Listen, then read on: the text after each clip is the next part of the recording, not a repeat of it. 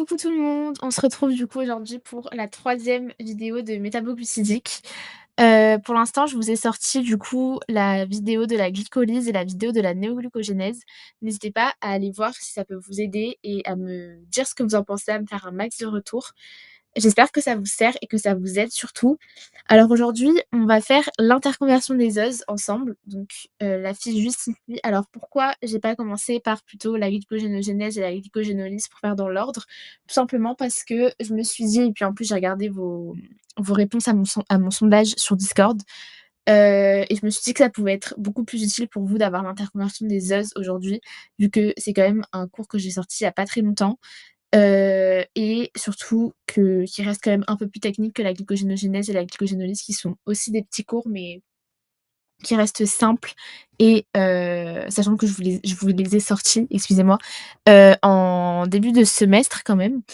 Donc bon, je compte quand même vous faire des vidéos dessus, pour que vous ayez vraiment tous les cours en version vidéo, ce serait l'idéal. Je pense que je vais vous condenser les 2 cours en une même vidéo. Donc voilà, dites-moi ce que vous en pensez. En tout cas, j'arrête de, papoter et on y va, c'est parti. Alors, donc l'interconversion des âges. Donc en fait, aujourd'hui, on va voir déjà, je vous rappelle, quelques petits éléments en intro.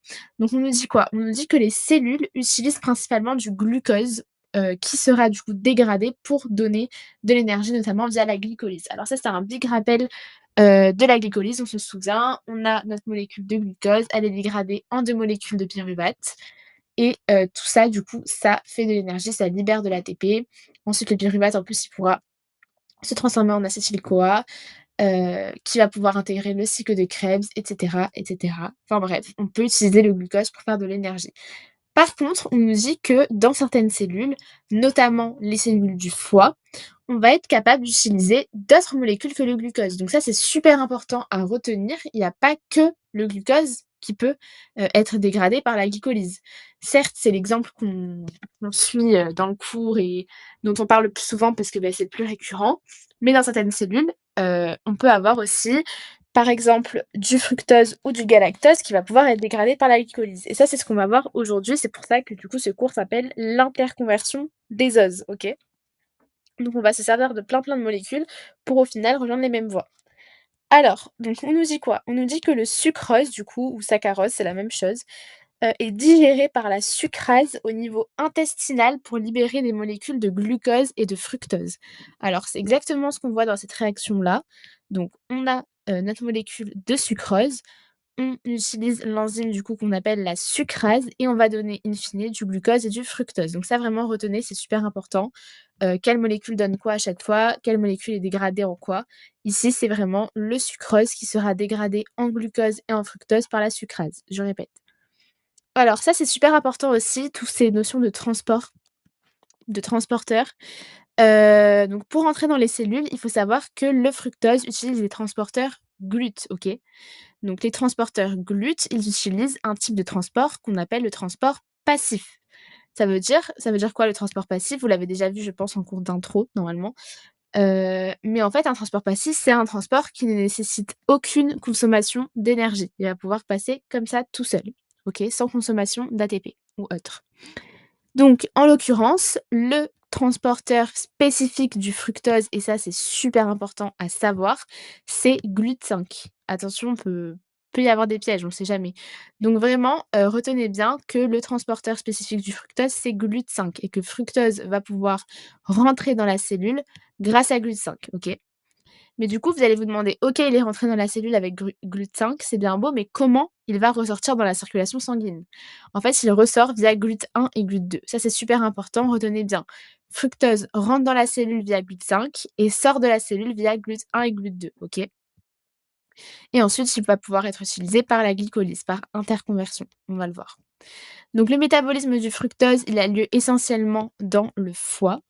Alors, faut savoir que en fait, bon ça on l'a déjà dit, hein, dans la glycolyse et dans plein d'autres cours, on le répète. Je vous dis vraiment la bioche, c'est beaucoup de répétitions et c'est ça qui est trop bien parce que vous pouvez faire des liens entre tous les cours. Mais vraiment ce qui est super important et je pense que vous avez déjà acquis, c'est qu'il faut savoir à tout prix que la forme majoritaire des hexokinases, OK? Donc on se souvient, c'est la première enzyme de la glycolyse, c'est l'enzyme qui permet de phosphoryler le glucose, c'est dans le nom. Une kinase, c'est une enzyme qui phosphoryle et exo du coup pour le sucre, donc le glucose.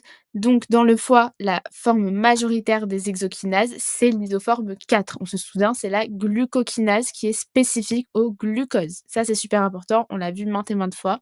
Je pense que c'est bon pour vous. Par contre, pour le fructose, ce sera la fructokinase. Là encore, vous voyez, c'est dans le nom, hein, vraiment kinase qui phosphoryle, le fructose, fructo. Et ce fructokinase, du coup, attention, phosphorylera le fructose en fructose 1-phosphate. Donc attention, on tombe pas dans le piège du fructose 6-phosphate, non. Autant, le glucose, du coup, est phosphorylé par, la glucokinase ou l'hexokinase en glucose 6-phosphate, mais attention, le fructose est phosphorylé en fructose 1-phosphate par la fructokinase. Ça, c'est super important. OK, donc le fructose, il va pas être, beaucoup stocké sous forme de glycogène. C'est pas ce qu'on va retrouver le plus souvent. Donc le fructose, retenez bien, il est peu stocké sous forme de glycogène, pardon. Il est surtout utilisé par la glycolyse, OK? Super important, pour aller produire des molécules d'ATP via le cycle du citrate. Ça, vous le verrez très, très bien dans, le cours de mon coachute. Mais vraiment, retenez bien, fructose peut stocker sous forme de glycogène. Il va surtout, lui, vouloir intégrer la glycolyse pour faire de l'énergie. Par contre, si on est en excès de fructose, la glycolyse, elle va être dépassée. Vraiment, elle en peut plus. Il y a trop de fructose, elle sait plus quoi faire, elle est en burn-out. Voyez-le comme ça. Heu et en fait, qu'est-ce qu'elle va faire? Elle va se dire: «Bah stop, je vais pas faire la glycolyse puisque ça marche plus, il y en a trop, il y a trop de fructose». Qu'est-ce qui va faire le fructose du coup? Il va être dirigé vers la synthèse de triglycérides. Donc retenez bien, quand on a trop de fructose, on ne peut pas faire la glycolyse puisqu'elle est dépassée, donc le fructose va aller se diriger vers la synthèse de triglycérides. Ça, vous le voyez bien avec Chloé. OK, là, je vous ai mis un petit schéma qui récapitule tout, mais pas de panique, je vous ai refait un petit schéma récap juste en bas pour que vous puissiez bien comprendre ce qui se passe. Donc il faut savoir que là, j'ai parlé du coup de la glucokinase qui était spécifique au foie, mais que dans les tissus extra-hépatiques, et ça encore on l'a bien vu dans la glycolyse, vous avez du coup des isoformes, donc on appelle les hexokinases 1, 2 et 3. Donc surtout du coup dans les cellules musculaires, les cellules du tissu adipeux, bref les cellules en dehors du foie, super important. Donc le fructose pourrait être phosphorylé, par ces hexokinases du coup en fructose 6-phosphate, OK, et il rejoindra comme ça directement la glycolyse. Ça, c'est super important. Fructose, phosphorylé du coup par les hexokinases en fructose 6-phosphate et ce fructose, 6-phosphate va pouvoir du coup rejoindre directement la glycolyse. Donc qu'est-ce qui se passe? Pour le métabolisme du fructose, donc là, je vous ai fait le schéma du métabolisme du fructose entier. Donc on part du fructose, OK? Le fructose est transformé en fructose 1-phosphate, comme je vous l'ai dit tout à l'heure, par la fructokinase en consommant une molécule d'ATP et en relarguant de l'ADP et du phosphate inorganique. Le F1P est transformé en DHAP et en glycéraldéhyde par la F1P aldolase, OK? Le DHAP, qu'est-ce qu'il va pouvoir devenir? Le DHAP va pouvoir donner du G3P via la triose phosphate isomérase. Par contre, le glycéraldéhyde va aussi pouvoir donner du G3P, mais lui via la triose kinase. Ça, c'est super important. Retenez-moi bien les noms d'enzymes. Vous allez voir au fur et à mesure quand vous allez répéter, répéter, répéter et revoir les schémas, redessiner, vraiment redessiner, c'est la clé. Les enzymes, ça va rentrer tout seul, mais dites-vous bien que DHAP donne du G3P via la triose phosphate isomérase et que le glycéraldéhyde va donner du G3P via la triose kinase. Alors, vous pouvez vous créer des petits mémos et tout pour pas confondre les 2, mais vraiment ne confondez pas. Moi, je crois que je me disais que, l'enzyme la plus longue allait avec le réactif le plus petit. Alors, c'est très bancal comme mémo, vous pouvez trouver mieux, j'en suis persuadée. Mais moi, je me disais, voilà, DHAP, c'est court à dire, triose phosphate isomérase, c'est plus long, alors que glycéraldéhyde, c'est long et triose kinase, c'est plus court. Bon, c'est à prendre ou à laisser vraiment, mes mémos sont tout le temps hyper bancales, mais comme je vous dis vraiment, créer vos propres mémos, c'est la meilleure des choses, je pense, pour bien retenir puisque vous vous comprenez, en fait, finalement. Donc ensuite, le G3P, du coup, va pouvoir rejoindre la glycolyse, donc c'est ce qu'on voulait au final, hein, par interconversion. Du coup, vous avez vu du fructose, on a pu in fine, donner du coup un intermédiaire de la glycolyse et rejoindre la glycolyse. Ensuite, du coup, le DHAP, il peut autant, du coup, donner le G3P, mais il peut aussi donner du glycérol phosphate via la glycérophosphate déshydrogénase. Encore une fois, c'est tout est dans le nom, hein. La réaction est dans le nom de l'enzyme, en fait et ce glycérol phosphate va pouvoir, rentrer dans la biosynthèse des triglycérides, OK? Donc à partir de glycérol phosphate, on va pouvoir faire des triglycérides. Ça, vous le voyez aussi bien en métabolipidique. OK, donc ça, c'est toutes les étapes que je vous ai, citées juste ici. Mais il faut savoir que, il y a des anomalies du métabolisme du fructose. Ça, faites bien attention. Pour les pathologies, ça tombe pas mal et c'est facile de faire des pièges. C'est très, très facile de faire des pièges dessus. Donc vraiment, apprenez bien, c'est important et en plus, c'est super intéressant parce que, hem, c'est une manière d'appliquer le cours finalement. Donc c'est super cool. Donc on va voir ça ensemble. Alors, faut savoir que première anomalie qu'on va voir, c'est la fructosémie. Alors la fructosémie, c'est quoi? C'est une intolérance héréditaire au fructose par un déficit en F1P aldolase. Alors, fructosémie, on va manquer, de cette enzyme. Donc on a un manque de F1P aldolase, donc on va avoir du mal à passer du F1P au DHAP glycéraldéhyde, OK? Donc fructosémie, c'est ça. Donc qu'est-ce qui se passe? Forcément, si on a, un manque du coup de F1P aldolase, qu'on va avoir du mal à passer du F1P au DHAP plus glycéraldéhyde, ce qui va se passer, c'est qu'on va avoir une accumulation de fructose 1-phosphate. C'est comme si, je vous dis voilà, on veut transformer, je sais pas moi, un bonbon, en, caramel, je dis n'importe quoi, hein. Beh, si on n'a plus l'enzyme qui transforme le bonbon en caramel, on va pas avoir de caramel, on va avoir une accumulation de bonbons. Voilà, c'est pareil. Là, on veut transformer notre F1P en DHAP plus en glycéraldéhyde. Si on n'a pas l'enzyme qui va nous permettre de le faire, bah, on va avoir une accumulation du coup du réactif qui aura pas été transformé. Il va s'accumuler, s'accumuler, s'accumuler et ça peut ne pas être super cool pour notre métabolisme. Ça, on va le voir. En fait, qu'est-ce qui se passe si on a accumulation de F1P? Le F1P, il faut savoir qu'il est toxique pour, la cellule, du foie. Donc c'est assez grave quand même. Qu'est-ce qu'on va avoir? Une hépatomégalie chronique et un retard de croissance. Ça, c'est important, retenez bien les signes cliniques. Le traitement, ça va être l'éviction du fructose parce que du coup, si, on mange du fructose, il va être transformé en F1P. Le F1P va, s'accumuler, il est toxique, c'est pas bien et on va avoir une fructosémie du coup. OK? Alors que d'un autre côté, on a la fructosurie. Alors la fructosurie, cette fois-ci, c'est plus un déficit en F1P aldolase, c'est un déficit en fructokinase. Donc là, on aura, du mal en fait à passer du fructose au F1P. Donc cette fois-ci, on va pas avoir une accumulation de F1P, mais bien une accumulation de fructose. Super important. Là, dans la fructosurie, on a une accumulation du coup de fructose, sauf qu'en fait, le fructose, il est pas toxique. C'est pas comme le F1P. Tout à l'heure, je vous ai dit que le F1P était toxique et que du coup, c'était mauvais, et que ça donnait du coup plein de signes cliniques. Là, c'est pas le cas. Le fructose s'accumule, mais le fructose n'est pas toxique. Donc c'est une pathologie qui va être asymptomatique, attention et en fait, le fructose, il va tout simplement être, éliminé dans les urines, pardon. Parce qu'en fait, fructosurie urie, vous voyez? C'est bien, urée, genre, c'est quand vous avez du coup du fructose dans les urines. Fructosémie, à chaque fois que vous avez émis, c'est le sang.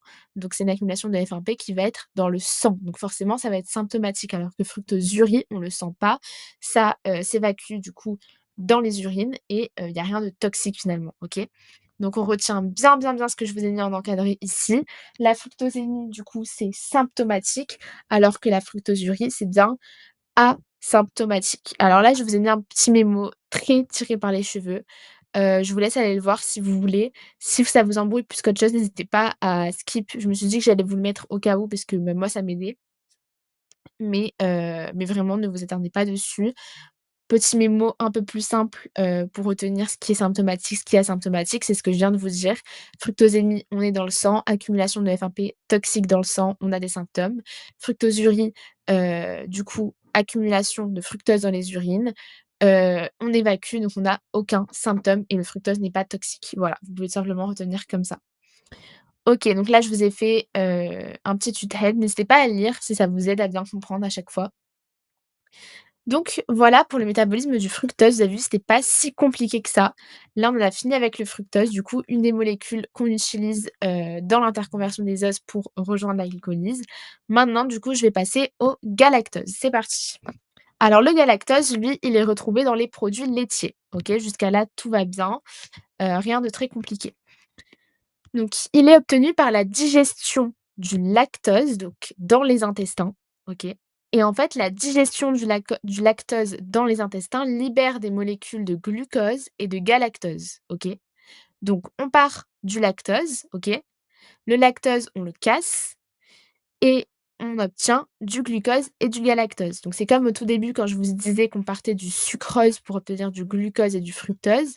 Là, on part du coup du, lactose qu'on casse pour obtenir du glucose et du galactose, OK? Super important. Un truc aussi hyper important, c'est cette phrase que vous connaissez déjà grâce au cours de ma coachute. Le galactose est un épimère en C4 du glucose. Vous avez la fameuse, phrase mémo: «On se fait un gala, un de C4», gala pour galactose. C4, c'est pour vous montrer que le galactose est bien un épimère en C4 du coup, du glucose. Ça, c'est super important, OK?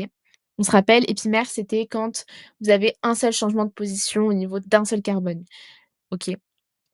Alors, donc pour entrer dans la cellule intestinale, le galactose utilise le transport secondairement actif SGLT1, excusez-moi. Donc pour entrer dans la cellule intestinale, le galactose emprunte le transport secondairement actif SGLT1 et il en ressort par GLUT1, GLUT2. Alors comme le fructose, il en ressort par GLUT1, GLUT2. Par contre, il ne rentre pas par GLUT5 comme le fructose, il rentre par SGLT1, du coup transport secondairement actif. OK, super important. Donc il rejoint comme le fructose du coup, les cellules, par GLUT1, GLUT2 et il va pouvoir être utilisé comme le fructose et comme le glucose par la glycolyse ou bien stocké sous forme de glycogène. Alors là, je vous ai mis le métabolisme du galactose. Donc le schéma, il peut vous paraître un peu plus gros, un peu plus chronophage, il peut vous faire un peu plus peur, mais en vrai, je vous promets qu'il y a rien de très méchant. Alors en fait, on part du galactose, OK? Qu'on va phosphoryler avec la galactokinase. Toujours pareil, je vous ai dit vraiment le nom de la réaction est dans le nom de l'enzyme. Donc le galactose se transforme en galactose 1-phosphate par la galactokinase. On a une phosphorylation, donc toujours une consommation d'ATP et on relargue du coup notre ADP et notre phosphate inorganique. On donne le galactose 1-phosphate. Ce galactose 1-phosphate va être transformé en UDP galactose, OK? Par la galactose 1-phosphate uridyltransférase. Attention, ça c'est valable que chez le nourrisson. Chez le nourrisson, on utilise la galactose 1-phosphate uridyltransférase pour passer du coup du galactose 1-phosphate à l'UDP glucose, OK? Chez l'adulte, c'est pas pareil. Chez l'adulte et chez l'enfant, on utilise l'UDP galactose pyrophosphorylase pour passer de la galactose 1-phosphate à l'UDP galactose. Donc, en fonction de si on est un nourrisson ou de si on est un enfant ou un adulte, on va utiliser une enzyme différente pour donner finalement la même molécule qui est l'UDP galactose. Je vous ai fait un petit code couleur. Vous voyez, la flèche, elle est rouge. Hop, enfant, adulte, UDP galactose pyrophosphorylase. Ici, flèche, heu, flèche rose, pardon, nourrisson, on utilise du coup le galactose 1-phosphate uridyltransférase. Du coup, ce qu'on va consommer, ça va être différent. Donc pour passer du galactose 1-phosphate à l'UDP galactose via la galactose 1-phosphate uridyltransférase chez le nourrisson, on consomme une molécule d'UDP glucose et on relargue du G1P. Ce G1P va pouvoir donner du G6P qui va pouvoir intégrer la glycolyse, comme on voulait. Chez l'enfant et chez l'adulte, pour passer du galactose 1-phosphate à l'UDP galactose via l'UDP galactose pyrophosphorylase, on va utiliser une molécule d'UTP, de l'UTP cette fois-ci, attention, et on va relarguer du pyrophosphate inorganique. OK? Tout ça, c'est super important vraiment, mais ça va rentrer au fur et à mesure, vous allez voir. Une fois qu'on a notre UDP galactose, on donne l'UDP glucose par épimérisation, pardon, donc via l'UDP galactose 4 épimérase, OK? Toujours, c'est dans le nom. Hop, on a une épimérase, on épimérise et on épimérise quoi? L'UDP galactose. Donc UDP galactose 4 épimérase pour passer de l'UDP galactose à l'UDP glucose, OK? Pour in fine donner notre glycogène, d'accord? Donc de l'UDP glucose, on va pouvoir, aller vers le glycogène. OK, donc ce schéma super important pareil, métabolisme du galactose à savoir, vous allez voir à force de le revoir et de le revoir, dessinez-le aussi, n'hésitez pas, ça va rentrer. Donc là, on nous dit que le galactose du coup est transformé, en glucose 6-phosphate, OK? En 4 étapes en tout, donc on a bien une épimérisation en 3 étapes, plus une voie d'interconversion galactose-glucose, OK? Super, super important. Donc là, je vous ai bien que chez les nourrissons, il n'y a qu'une seule voie de transformation du galactose en phosphate et que c'est cette voie-là, OK, qui va être différente de la voie qu'on utilise chez l'enfant et l'adulte. Vraiment, je me répète, c'est super important. Donc ça, c'est ce que je vous ai dit et là, on arrive du coup aux anomalies du métabolisme du galactose, donc aux pathologies, pareil, super important, on peut piéger et ça tombe. Mais, on en a 3 cette fois-ci, des anomalies, 3 différentes pathologies qu'il faut savoir différencier du coup au niveau du métabolisme du galactose. Ce sont des maladies qui sont génétiques, on vous dit. On a la galactosémie congénitale. Donc la galactosémie congénitale, c'est un déficit en G1P uridyltransférase. Donc le G1P uridyltransférase, c'est tout simplement, l'enzyme qu'on utilise ici chez le nourrisson qui nous fait passer du galactose 1 phosphate à l'UDP galactose. Donc la galactosémie congénitale, c'est un déficit dans cette enzyme-là. Du coup, forcément, ça entraîne, l'impossibilité de convertir notre galactose en glucose, vous vous en doutez bien. On ne peut pas passer à l'UDP galactose, donc on ne peut pas donner de glucose 1 phosphate ni de glucose 6-phosphate. OK? Donc les signes cliniques, on peut avoir une hypertrophie du foie, une jaunisse, une cataracte, un retard mental, donc beaucoup de symptômes finalement, c'est bien une maladie qui est symptomatique. Le traitement, ça va être, vous vous en doutez bien, l'éviction du lait, chez les nourrissons et ça du coup durant plusieurs années. C'est logique étant donné que du coup c'est un déficit en une enzyme, l'enzyme qu'on utilise du coup, pour la conversion du galactose 1 phosphate en UDP galactose chez le nourrisson. Donc pour éviter ça, on ne donne pas de lait au nourrisson. En fait, tout est logique. Ensuite, on a la galactosémie de type 2. Ça, c'est un déficit du coup en galactokinase. Hop, on ne peut pas phosphoryler le galactose en galactose 1 phosphate, donc accumulation de galactose. C'est la même logique que tout à l'heure. Ici, signe clinique, c'est juste la cataracte. Et galactosémie de type 3, c'est un déficit en UDP galactose 4 épimérase. Donc, on manque de cette enzyme-là. Donc, on manque en enzyme, UDP galactose 4 épimérase. On ne peut pas transformer l'UDP galactose en UDP glucose et donc du coup, signe clinique, hépatomégalie et plus ou moins une cataracte, on nous dit. Voilà, donc vraiment retenez bien à chaque fois, telle ou telle pathologie, donne déficit en telle ou telle enzyme, donne tel, signe clinique, comment on traite, vraiment ça c'est important et ça peut tomber. Donc voilà, ne négligez rien, en tout cas tout est important. À la fin, je vous ai remis, le big schéma du métabolisme du fructose et du métabolisme du galactose. N'hésitez pas à les refaire encore une fois. Là, je vous ai mis toujours mon petit code couleur, les réactifs, les enzymes, tout ce qui est consommé, vraiment. N'hésitez pas à les redessiner, ça aide tellement. Donc voilà, j'espère que ça vous a plu. C'était une petite vidéo, un petit cours très mignon. J'espère que ça vous a plu en tout cas. N'hésitez pas, si vous avez des questions, à aller sur le forum, je réponds et voilà. En tout cas, je vous souhaite bon courage pour la suite. Vous êtes les meilleurs et vous allez voir, vous allez tout casser à l'examen, en bioche, en général, en partout. Vous êtes trop forts. Voilà, gros bisous!